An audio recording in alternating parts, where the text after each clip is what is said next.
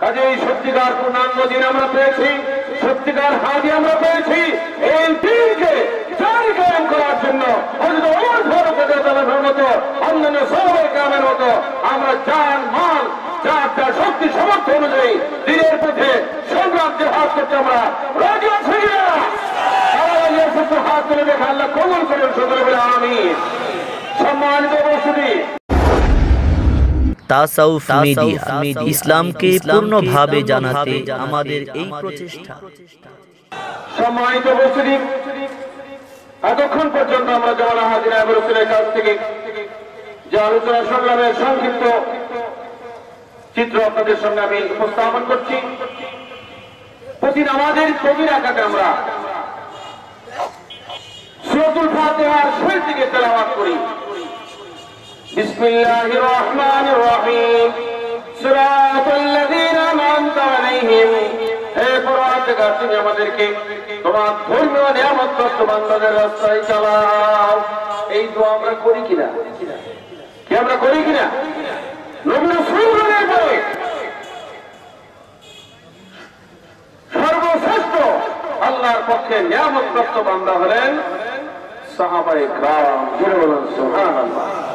আল্লাহ রাব্বুল আলামিন আল্লাহর ধর্মীয় নিয়ামতপ্রাপ্ত বান্দাদের ব্যাখ্যা কোরআনের ভিতরে উন্নত করেছেন।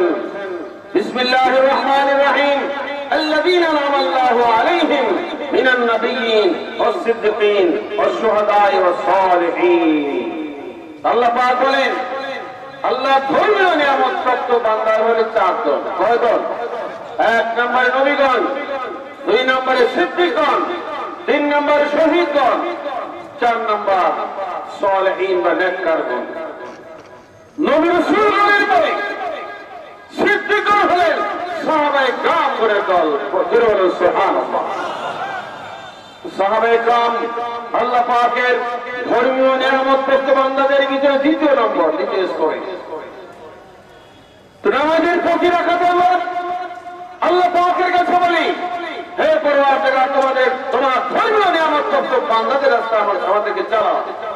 এখন সাহাবায়ে কেরাম যেভাবে দিনের জন্য চেষ্টা সাধনা সংগ্রাম করেছেন, ওইভাবে যদি আমরা ধর্মের জন্য চেষ্টা সাধনা না করি, যার যা সাধ্য অনুযায়ী আমরা যদি চেষ্টা সাধনা সংগ্রাম জিহাদ না করি, তাহলে নামাজের প্রতিটা রাকাতে আল্লাহর সাথে মিথ্যাবাদী করা হয়। কথা ঠিক না?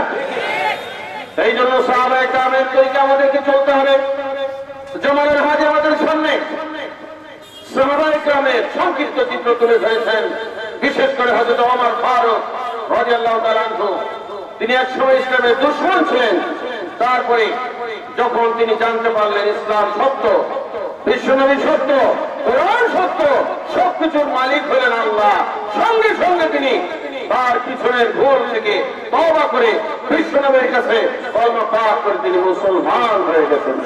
সুবহানাল্লাহ। এবং তিনি যখন কলমা পাঠ করে মুসলমান হয়েছিলেন, সেদিন তিনি স্লোগান দিয়েছিলেন। বিশ্বনবী সাল্লাল্লাহু স্লোগান প্রদান করেছিলেন। হযরত ওমর ফারুক রাদিয়াল্লাহু আনহুকে নিয়ে সাহাবীদের সংখ্যা হয়েছিল 40 জন। যখন বিশ্বনবী স্লোগান দিয়েছিলেন, সেই স্লোগানের দল সাহাবায়ে কেরাম যখন উত্তর প্রদান করেছিলেন, মনে হয়েছিল হাজার হাজার মানুষ একত্রিত হয়ে স্লোগান দিলে যে আওয়াজ হয়, সেরকম আওয়াজ শোনা গিয়েছিল। জোরে বলুন সুবহানাল্লাহ। আল্লাহ রাব্বুল আলামিন কুদরতি ভাবে কত ফেরেশতাদেরকে শামিল করেছেন। আমরা থাকলে শামিল হতাম কিনা? এই জন্য গায়েবানা আমরা শামিল হয়ে যাই। নারে তাকবীর, নারে তাকবীর। সম্মানিত উপস্থিতি, এরপরে হযরত ওমর ফারুক রাদিয়াল্লাহু আনহু তিনি বিশ্বনবীর কাছে আবেদন করেছিলেন, নিবেদন করেছিলেন, কাবা ঘর তওয়াফ করবেন, 2 রাকাত নামাজ পড়বেন, মিছিল সহকারে কাবা ঘরের উদ্দেশ্যে রওনা হবেন। বিশ্বনবী বুঝালেন, হে ওমর, এখনো আমাদের এরকম শক্তি অর্জিত হয়নি, চতুর্দিকে শত সহস্র কাফের, কাজেই আমাদের শক্তি অর্জন হলে এটা আমরা করব।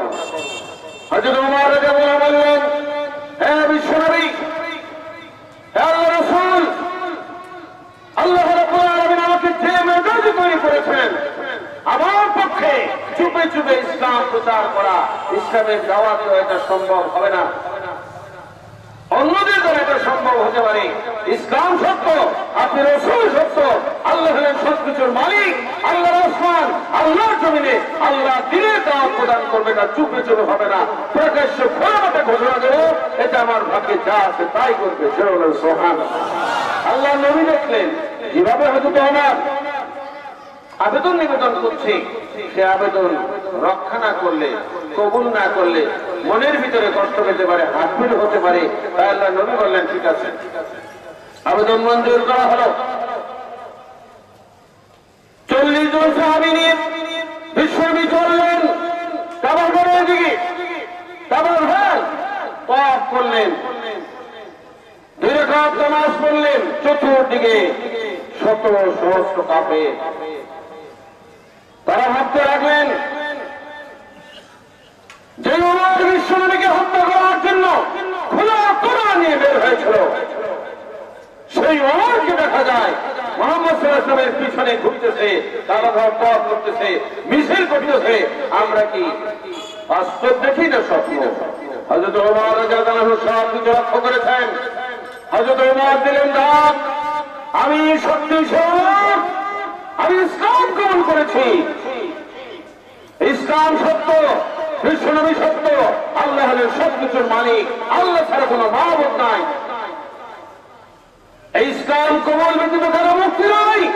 কাজেই তোমরা যদি কেউ আমাকে বাধা দিতে আসো, তাহলে তোমরা জেনে রাখো, আমাকে যে বাধা দিতে আসবে তার মায়ের কোল খালি হবে, তার স্ত্রী বিধবা হয়ে যাবে।